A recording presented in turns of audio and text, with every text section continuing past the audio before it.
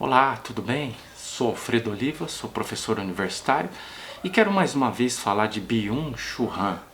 Eu quero abordar o livro Sociedade Paliativa e hoje eu me dedico ao capítulo 3, Sobrevivência. Então vamos lá, eu vou destacar alguns trechos aqui, né? O primeiro trecho é o que diz o seguinte: o vírus é o espelho da nossa sociedade. Ele revela em qual sociedade vivemos. Hoje a sobrevivência é absolutizada, como se nos encontrássemos em um estado permanente de guerra. Todas as forças da vida são usadas para prolongar a vida. A sociedade paliativa se mostra como uma sociedade da sobrevivência.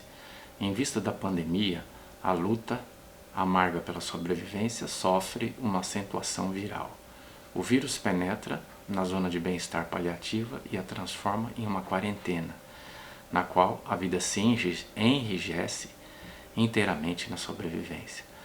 Quanto mais o viver é um sobreviver, mais medo se tem diante da morte.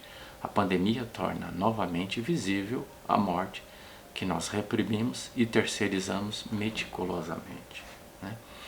É interessante que ele está dizendo que a sociedade paliativa é a sociedade na qual as pessoas entendem que é necessário prolongar a vida a qualquer custo. É necessário viver a qualquer custo e as pessoas ficam assombradas pelo medo da morte. E as pessoas vão sendo medicalizadas e vão se submetendo a cirurgias de modo a ocultar as evidências do efeito do tempo sobre o corpo das pessoas, né? Isso está acontecendo cada vez mais e claro que a pandemia escancarou o medo que a gente tem da morte e a persistência que a gente tem em querer viver de forma absoluta. Ele diz assim, no outro trecho: o campo de trabalho neoliberal em tempos de pandemia se chama home office.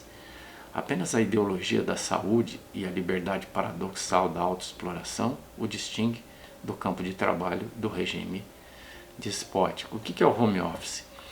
É estar em casa e trabalhar a partir de casa, prática que foi consagrada por intermédio da pandemia. Se a gente tem uma pandemia e tem que ficar trancado dentro de casa, é necessário desenvolver meios para que as pessoas possam trabalhar a partir de casa. Bom, o que o home office faz é levar às últimas consequências esse estágio da sociedade neoliberal, quer dizer, você pode trabalhar de qualquer lugar, em qualquer circunstância, portanto, não existe limite mais para o trabalho, para a autoexploração ou para a exploração, né? Então, é claro que é interessante a gente ter a possibilidade de trabalhar em casa, em muitas circunstâncias, isso é bem legal e durante a pandemia foi bom que a gente pudesse fazer isso.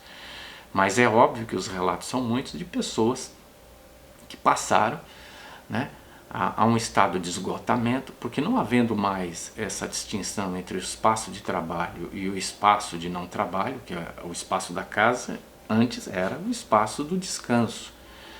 E agora, se o espaço do descanso se torna espaço de trabalho, a gente não tem mais essa delimitação entre um espaço e outro, e tudo se torna espaço de trabalho.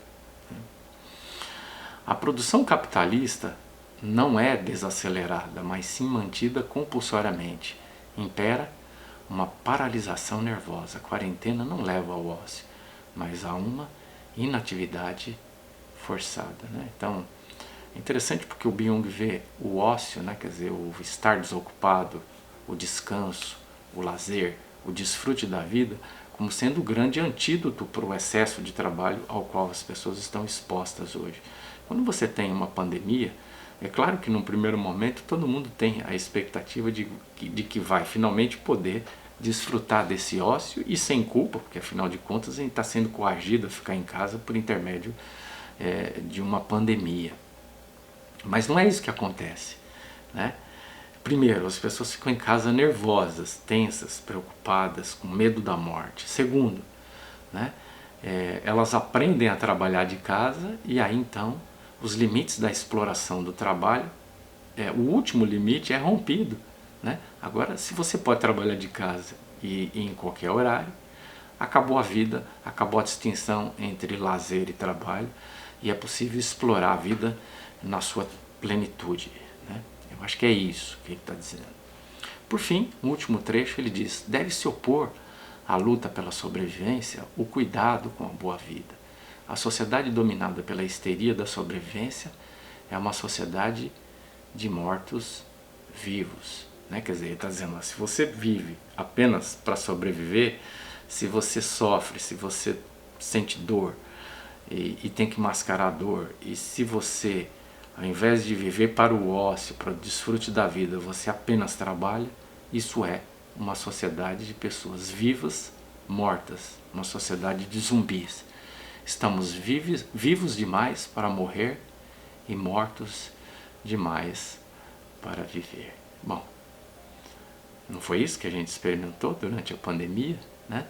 A gente não encontrou a plenitude da vida, né? A gente ficou assombrado e, mais que isso, algumas pessoas, sobretudo, trabalharam mais do que em qualquer outra circunstância haviam trabalhado, né?